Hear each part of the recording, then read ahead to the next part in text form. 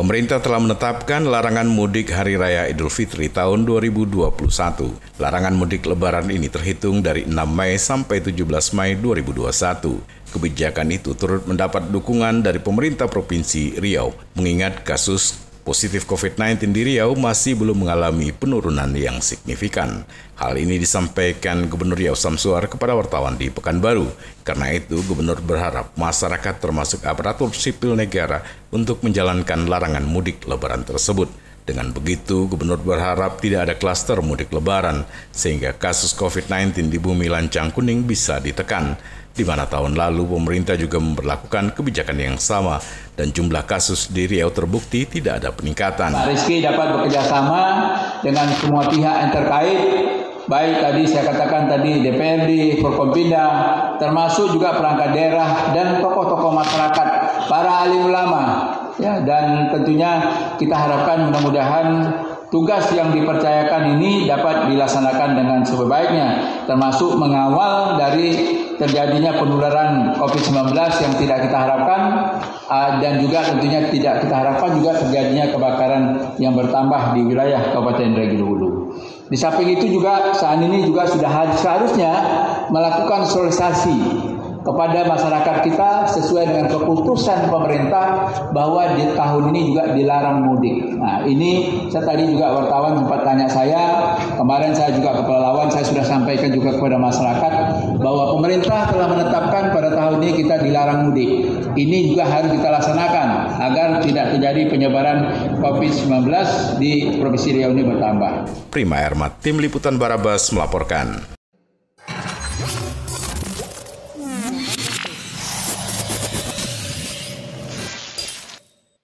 Pemerintah Provinsi Riau melalui Dinas Lingkungan Hidup dan Kehutanan atau DLHK Riau melakukan konsultasi publik kajian lingkungan hidup strategis atau KLHS perubahan RPJMD 2019-2024. Kepala DLHK Riau Makmun Murad menyampaikan konsultasi publik KLHS tersebut melibatkan OPD Pemprov Riau dan kementerian terkait seperti Kementerian Lingkungan Hidup dan Kehutanan atau KLHK. Kepada wartawan dikatakannya, ini dalam upaya sinkronisasi, identifikasi, dan perumusan isu pembangunan berkelanjutan dalam rencana program semua perangkat daerah di Riau.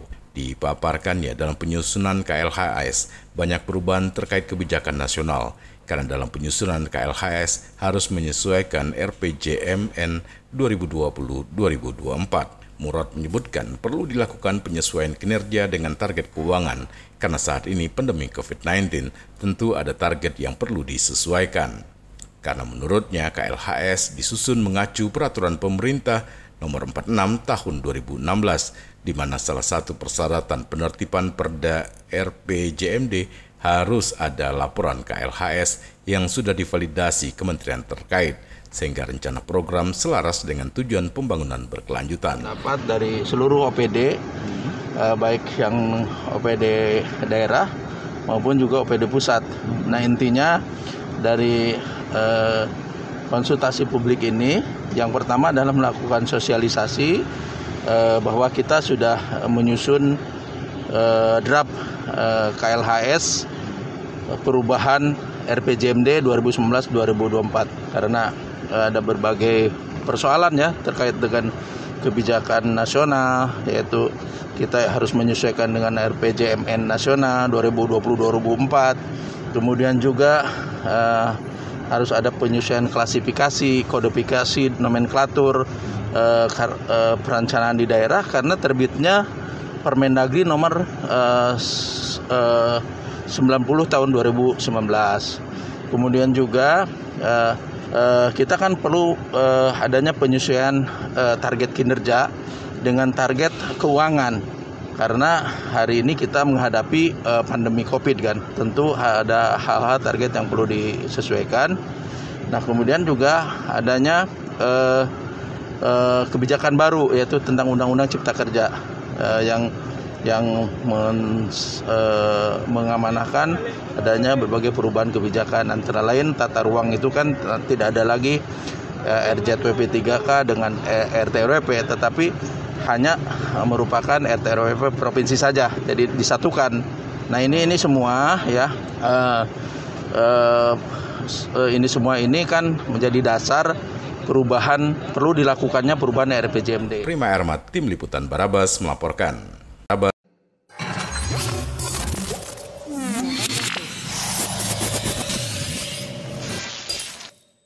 Selain jalan tol Trans Sumatera ruas Pekanbaru Bangkinang, rencana pembangunan tol untuk ruas Pekanbaru Rengat juga tengah dikebut.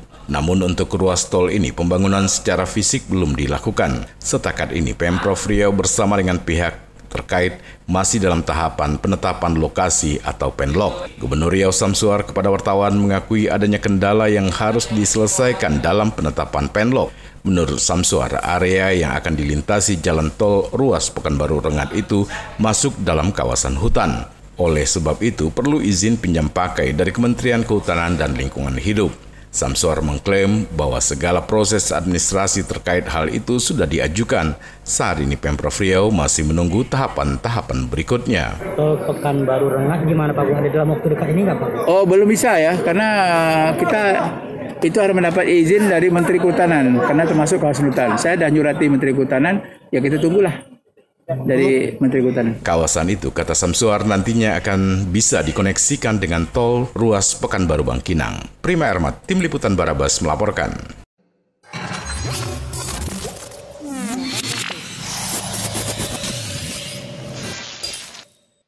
Penjabat Bupati Indragiri Hulu, Khairul Rizki, mengaku tidak menutup kemungkinan akan melakukan mutasi pejabat eselon jika hal itu diperlukan.